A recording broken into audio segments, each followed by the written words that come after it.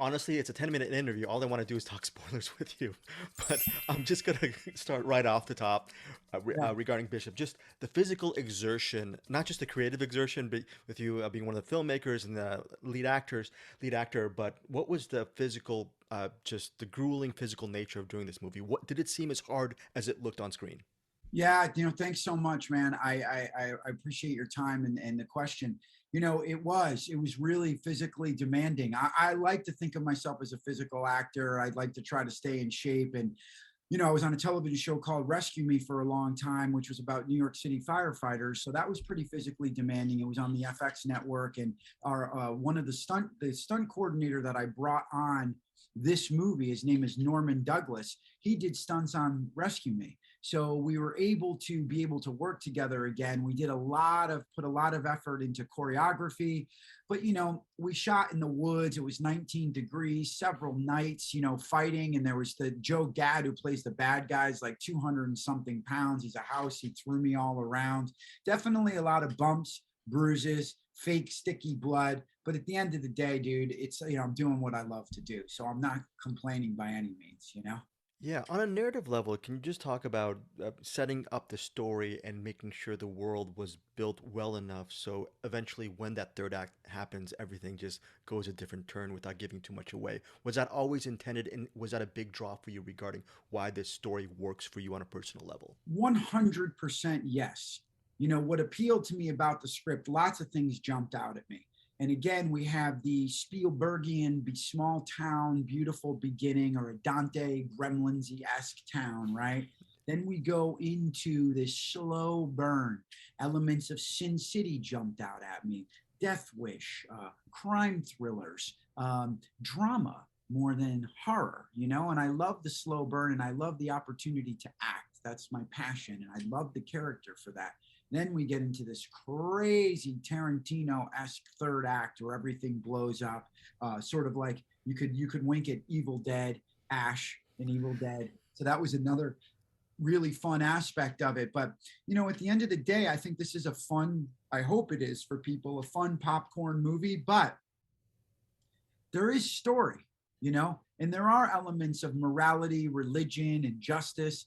And there are things to sort of talk about. It's a little thought provoking as well. So that really turned me on too. Speaking of turning me on to acting, you have Marc Menchaca. You know it's going to be a great performance. That's number one. My personal surprise is Jacoby's work. Can you just talk about? I think that segment really just really adds a lot of layers to your narrative. Can you just talk about his performance? Wow.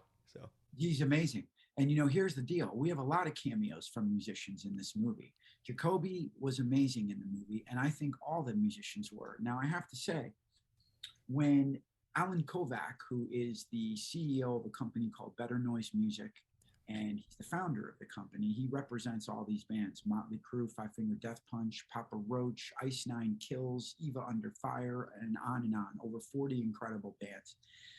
We talked about, like I said, this film has a wink at the 80s for me, and I wanted to have it have a feeling of whether it be Lost Boys or Judgment Night or The Crow or all these movies that I love, 70s, 80s, 90s. So he's like, let's do this. So one of our goals was actually the main goal for me was to put these musicians in, but in a very non-gratuitous manner where you would think if you weren't a fan of Papa Roach, you'd say, hey, this guy's a pretty good actor and it's Jacoby Shaddix. You might find out, holy cow, that guy's the lead singer of this band. And the goal was to do that with all of them. I think they're incredible in the film. I definitely spoke with all of them on the phone long before they arrived at set. We talked about where we were casting them, what their parts were, and they came to play, man. They came ready full blown. They jumped right into their characters. They knew their point of views, their objectives in the scene, and I thought they were all tremendous.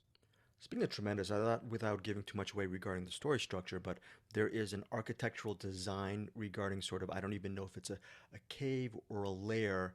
How does one find that or build it out? Because that was very elaborate. Yeah, we did both. We found something that we really liked. We had this in mind for a long time, like where Jed's lair was, with these subhumans, and we shot at this place called the Palace of Depression in New Jersey. And that's where a lot of those crazy little hallways were, those spooky hallways. And a thing that was really important in the script is when Jed takes my character Bishop, they go down these long hallways and stairs like you're going into this crazy underworld because you want to feel trapped down there.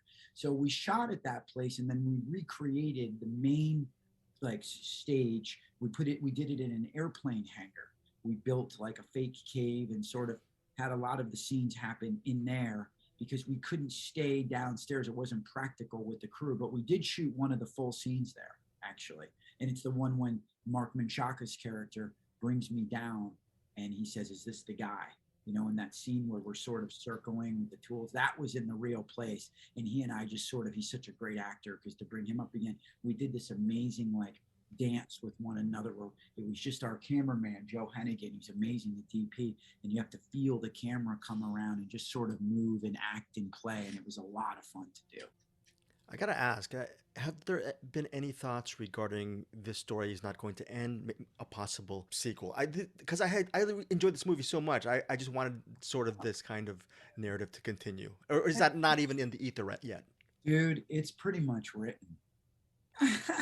It's the writers they've been going at this. You know, it's we've talked a lot about it throughout, me and the writers, and they have, you know, they've birthed this thing, and it's been like a family member to me the last 3 years, and there's a lot of cool places where this can go. So, you know, fingers are crossed. We had such a fun time making this thing that fingers are crossed for myself that, you know, a few people like it and maybe it catches on a bit and we're able to do another one. That's so awesome. My final question to you is just, growing up as a cinephile, right off the top of your head, can you name one of your all-time favorite movies? I mean, you mentioned Gremlins and so many great movies during this interview, but what is one of your favorite movies, and what is it about the specific film that still resonates with you as an adult?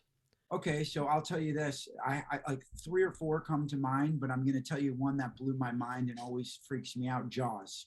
I remember going like whether I went to the theater to probably see like I think it's playing now in theaters. So I think when I went, it was replaying, and it was a re-release, and it freaked me out. And I know that's true of so many people, but what I loved was, when I'm in a pool right now, a freaking kid's pool, I see the shark's POV of my legs, you know what I mean? Because it was so scary. So I think obviously all the characters and the way that you don't see the shark, and I know that was a mistake. I know you're a cinephile, so you probably know the shark wasn't working for Spielberg. So that's why you don't see it through the movie, and how effective that score was. Dun, dun, dun, dun, dun, dun, dun, dun, because he couldn't get the shark to work. So the score became that danger.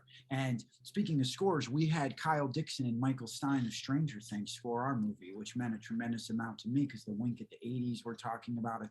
The music supports the scenes in the movie so much. So, The Shining was another one. We could go way into that if we're talking, I think, and I consider Jaws a horror movie. The Shining was a big one. It Follows for more of a modern one. Whew. Love that movie so much. That was like a little film festival indie gem that blew up too. So I can go on and on. I mean, of course, Spielberg. I mean, man, E.T., come on. All those Raiders of the Lost Ark. I grew up on that stuff. And that's why, I think everything I do, I directed and produced a bunch of music videos to support the movie. They crossroads with the movie.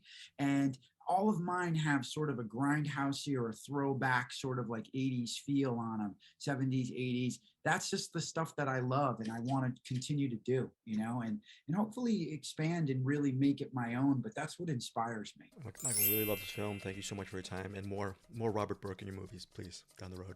Yeah, baby. Thank you. Yeah. Take care, buddy. Be good. Take care, man.